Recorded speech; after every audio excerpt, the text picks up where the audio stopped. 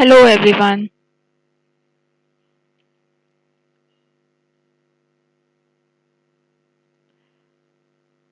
Today we are going to learn about basic accounting principles that includes concepts and postulates in it. Basic accounting principles are divided into two categories, that is generally accepted accounting principles and the second one is basic accounting concepts. Firstly, we'll be talking about generally accepted accounting principles. These principles refers to the rules or guidelines adopted for recording and reporting of business transactions in order to bring uniformity in the preparation and presentation of financial systems. These principles are also referred to as concepts and conventions.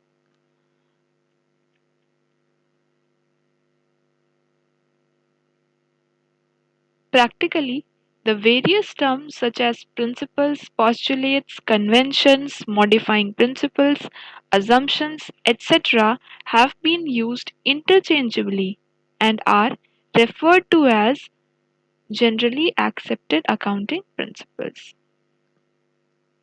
Coming up to the basic accounting concepts.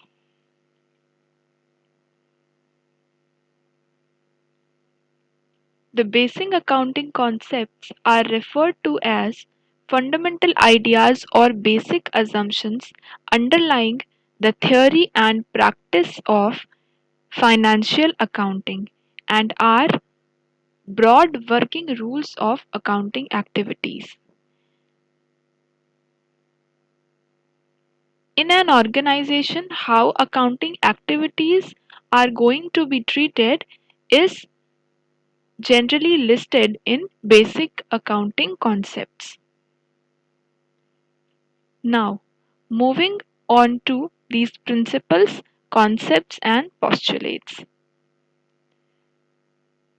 The first concept that we are going to study is business entity concept. This concept assumes that business has distinct and separate entity from its owners. Thus, for the purpose of accounting, business and its owners are to be treated as two different entities. Business is considered as an artificial person. Moving on to the next concept, which is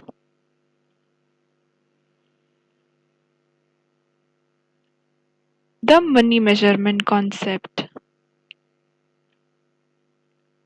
The concept of money measurement states that only those transactions and happenings in an organization which can be expressed in terms of money are to be recorded in the books of accounts.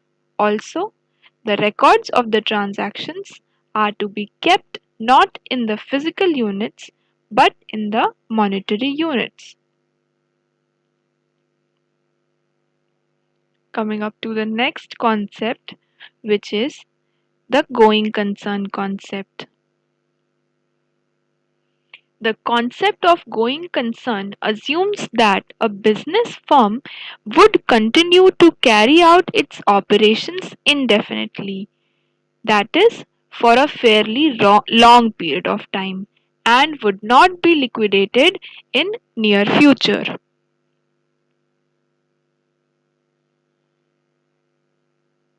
Coming up to the next accounting concept, that is accounting period concept. Accounting period refers to the span of time at the end of which financial statements of an organization are prepared to know whether it has earned profits or incurred losses.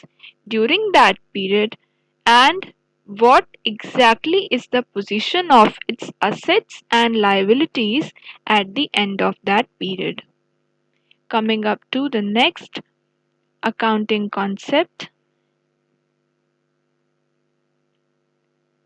which is the cost concept.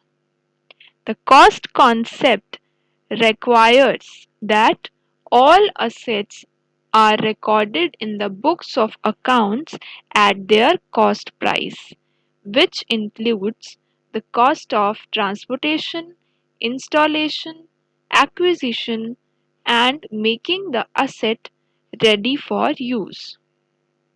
Moving to the next accounting concept, which is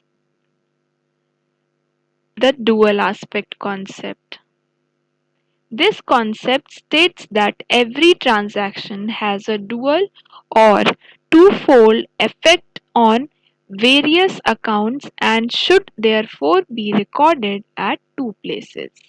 The duality principle is commonly expressed in terms of fundamental accounting equation, which is assets equal to liabilities, where liabilities means other liabilities plus capital.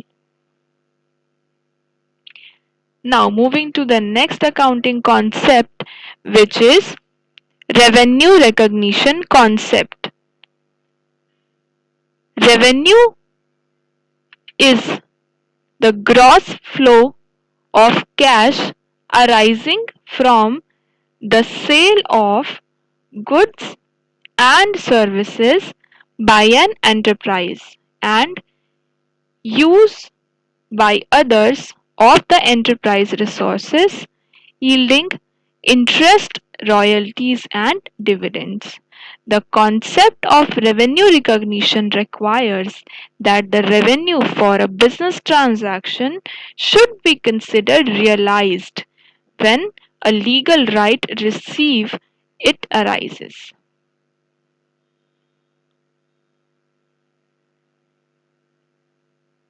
Moving to the next concept, which is the matching concept. The concept of matching emphasizes that expenses incurred in an accounting period should be matched with revenues during that period. It follows from this that the revenue and expenses incurred to earn these revenue must belong to the same accounting period. Moving on to the next accounting concept, which is full disclosure principle. This principle requires that all material and relevant facts concerning financial performance of an enterprise must be fully and completely disclosed in the financial statements and their accompanying footnotes. Moving on to the next concept, which is the consistency concept. This concept states that accounting policies and practices followed by enterprises should be uniform and consistent from one period to the another so that results are comparable. Comparability results when the same accounting principles are consistently being applied by the different enterprises for the period under comparison or the same firm for a number of periods. Moving to the next concept, which is the prudence concept or conservatism concept. This concept requires that business transactions should be recorded in such a manner that profits are not overstated and all anticipated losses should be accounted for, but all unrealized gains should be ignored. Moving on to the next concept. The next concept is the principle of materiality, or we can say it the materiality concept. This concept states that accounting should focus on material facts.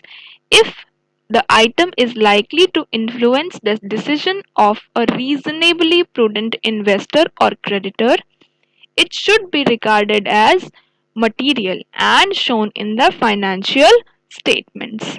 Moving to the next and last concept, which is the principle of objectivity. According to this concept, accounting transactions should be recorded in the manner so that it is free from bias of accountants and others.